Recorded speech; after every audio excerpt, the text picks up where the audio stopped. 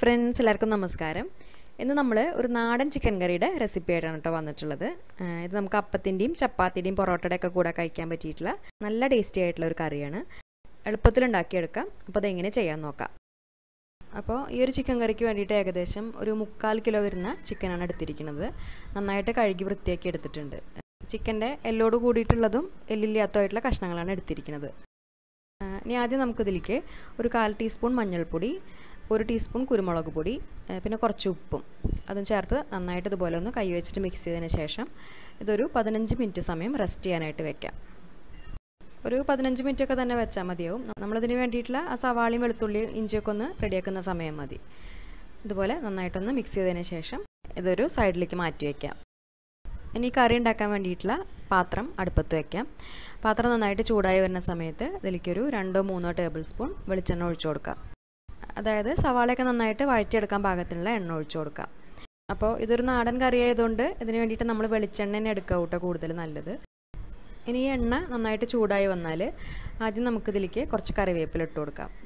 അതിനുശേഷം ഒരു 10-12 ചെറിയ ഉള്ളി ഇതുപോലെ നീളത്തിൽ കട്ട് ചെയ്തിട്ട് ചേർക്കാം.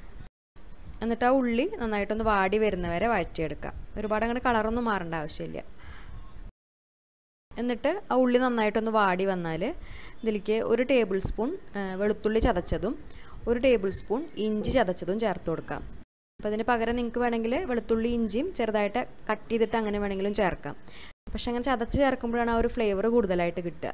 എന്നിട്ട് ആ വെളുത്തുള്ളിയുടെയും ഇഞ്ചിയുടെയും പച്ചമണം മാറുന്നത് വരെ നന്നായിട്ട് വഴറ്റിയെടുക്കുക.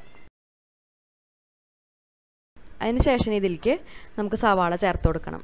അപ്പോൾ ഒരു 3 ചെറിയ സവാള അതുപോലെ നീളത്തിൽ കട്ട് ചെയ്തെടുത്തിട്ടുണ്ട്, അത് ചേർക്കാം. പിന്നെ അതിൻ്റെ കൂട്ടത്തിൽ ഒരു 6 പച്ചമുളക് ഇതുപോലെ നെടുകെ കീറിയിട്ട് അതും ചേർത്ത് കൊടുക്കാം. അപ്പോൾ ഈ ഒരു കറിയിൽ നമ്മൾ മുളക് പൊടി ചേർക്കില്ല, പകരം പച്ചമുളകും കുരുമുളക് പൊടിയാണ് ചേർത്ത് കൊടുക്കുക. അപ്പോൾ പച്ചമുളകിൻ്റെയും കുരുമുളക് പൊടിയുടെയും അളവ് എന്ന് പറയുമ്പോൾ നമ്മുടെ ഓരോരുത്തരുടെയും എരിവ് നോക്കിയിട്ട് അതിനനുസരിച്ച് മാത്രം ചേർത്താൽ മതി.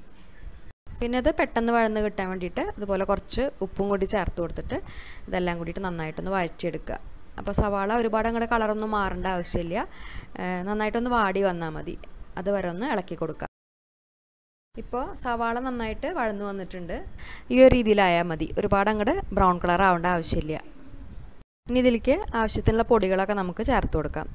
അപ്പോൾ ഫ്ലെയിം നന്നായിട്ട് കുറച്ച് വെച്ചതിന് ശേഷം ഒരു 1/4 ടീസ്പൂൺ മഞ്ഞൾപ്പൊടി ചേർക്കാം. പിന്നെ ഒരു 1.5 ടേബിൾ സ്പൂൺ മല്ലിപ്പൊടി, 1 ടീസ്പൂൺ കുരുമുളക് പൊടി. കുരുമുളക് പൊടിയുടെ അളവ് നമ്മൾ നോക്കിയിട്ട് ചേർത്താൽ മതി. ആദ്യം നമ്മൾ ചിക്കൻ മാരിനേറ്റ് ചെയ്യുമ്പോൾ അതിൽ1 ടീസ്പൂൺ ചേർത്തിട്ടുണ്ട്, പിന്നെ പച്ചമുളകും ചേർത്തിട്ടുണ്ട്.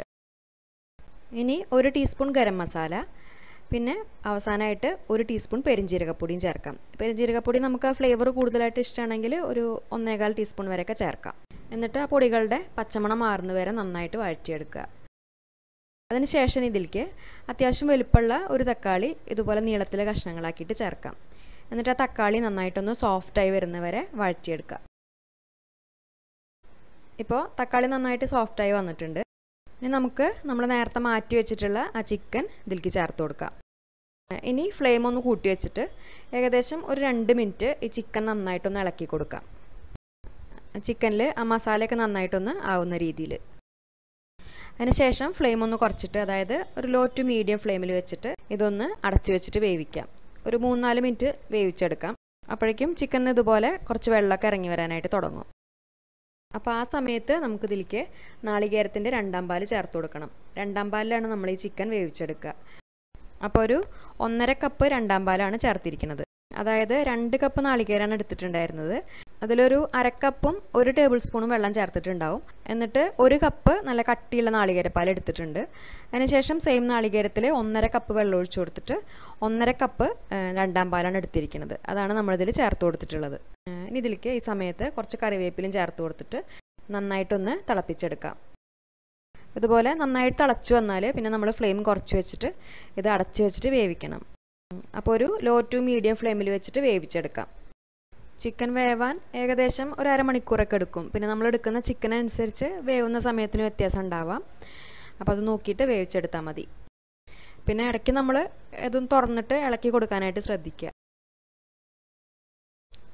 ഇപ്പോൾ നമ്മുടെ ചിക്കൻ നന്നായിട്ട് വെന്തിട്ടുണ്ട്. ആ ഗ്രേവിയൊക്കെ ഒന്ന് കുറുകി ചിക്കൻ നന്നായിട്ട് വെന്ത് വന്നിട്ടുണ്ട്. ഇനി ഈ സമയത്ത് ഇതിൽ ഉപ്പ് നോക്കിയിട്ട് കുറവായിട്ട് തോന്നുകയാണെങ്കിൽ ചേർത്ത് കൊടുക്കാം. എന്നിട്ട് ഒന്നും കൂടി ഒന്ന് തിളപ്പിച്ചെടുക്കാം. അതിനുശേഷം നമുക്ക് ഇതിലേക്ക് നാളികേരത്തിൻ്റെ 1/4 പാല് ചേർക്കാം. 1 കപ്പ് നല്ല കട്ടിയുള്ള നാളികേരപ്പാലാണ് ചേർത്തിരിക്കുന്നത്. നമ്മൾ നാളികേരപ്പാൽ ചേർത്ത് കൊടുക്കുമ്പോൾ എപ്പോഴും നല്ല കട്ടിയുള്ള പാല് തന്നെ ചേർക്കാനായിട്ട് നോക്കുക. അങ്ങനെ ആകുമ്പോഴാണ് കറി നല്ല ക്രീമി ആയിട്ടും നല്ല ടേസ്റ്റി ആയിട്ടും ഉണ്ടാവുള്ളൂ. ഈ സമയത്ത് ഇനി ഇതിൻ്റെ കൂട്ടത്തിൽ ഒരു 1/2 ടീസ്പൂൺ ഗരം മസാല ചേർക്കാം. പിന്നെ കുറച്ച് കറിവേപ്പിലയും ചേർത്ത് കൊടുക്കാം. പിന്നെ ഗരം മസാല ചേർക്കുമ്പോൾ നമ്മൾ ആവശ്യമാണെങ്കിൽ മാത്രം ചേർത്താൽ മതി. ആദ്യം നമ്മൾ ചേർത്തിട്ടുണ്ടല്ലോ, അത് നോക്കിയിട്ട് ചേർക്കുക.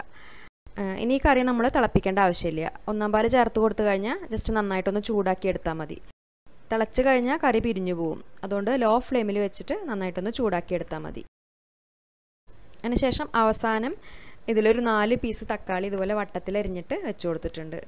തക്കാളി നമ്മൾ ആദ്യം ചേർത്താണല്ലോ, അപ്പോൾ ആ പുളിക്കനുസരിച്ച് നോക്കിയിട്ട് ഇതുപോലെ വട്ടത്തിൽ അരിഞ്ഞിട്ട് തക്കാളി ചേർത്ത് കൊടുക്കാം. ഇതിനി ആ ചൂടിലിരുന്നിട്ട് നന്നായിട്ട് സോഫ്റ്റ് ആയിക്കോളും. പിന്നെ ഈ സമയത്ത് നിങ്ങൾക്ക് ഇതിൽ വേണമെങ്കിൽ പച്ച വെളിച്ചെണ്ണ ഒഴിച്ചു കൊടുക്കാം. പക്ഷേ നമ്മളിപ്പോൾ ഇവിടെ കുറച്ച് ചെറിയ ഉള്ളി മൂപ്പിച്ച് ചേർക്കുകയാണ് ചെയ്യുന്നത്. അപ്പോൾ അതിന് വേണ്ടിയിട്ട് കുറച്ച് വെളിച്ചെണ്ണ ചൂടാക്കിയിട്ട് അതിലൊരു 10 ചെറിയ ഉള്ളി ഇതുപോലെ ചെറുതായിട്ട് മുറിച്ചിട്ട് ചേർത്ത് കൊടുക്കാം. എന്നിട്ട് അത് നന്നായിട്ടൊന്ന് മൂത്ത് വരുന്ന സമയത്ത് അതിലേക്ക് കുറച്ച് കറിവേപ്പില ഇട്ടിട്ട് ഒന്ന് ഇളക്കിയതിന് ശേഷം ഇത് നമുക്ക് കറിയിലേക്ക് ചേർത്ത് കൊടുക്കാം. എന്നിട്ടിത് ഒരു 5 മിനിറ്റ് അടച്ചു വയ്ക്കാം. ആ ഉള്ളിയുടെയും കറിവേപ്പിലയുടെയൊക്കെ ഫ്ലേവർ കറിയിൽ നന്നായിട്ട് കിട്ടാൻ വേണ്ടിയിട്ട്. അതിന് ശേഷം നന്നായിട്ട് മിക്സ് ചെയ്തെടുത്താൽ നല്ല അടിപൊളി ചിക്കൻ കറി ഇവിടെ റെഡി ആയിട്ടുണ്ട്. കുറച്ച് സമയമൊക്കെ കഴിഞ്ഞിട്ട് കഴിക്കുമ്പോഴാണ് ഇത് കൂടുതൽ ടേസ്റ്റ് ഉണ്ടാവുക. അപ്പം, ചപ്പാത്തി, പൊറോട്ട അതുപോലെ ബ്രെഡിൻ്റെ കൂടെ കഴിക്കാനും നല്ല ടേസ്റ്റാണ്.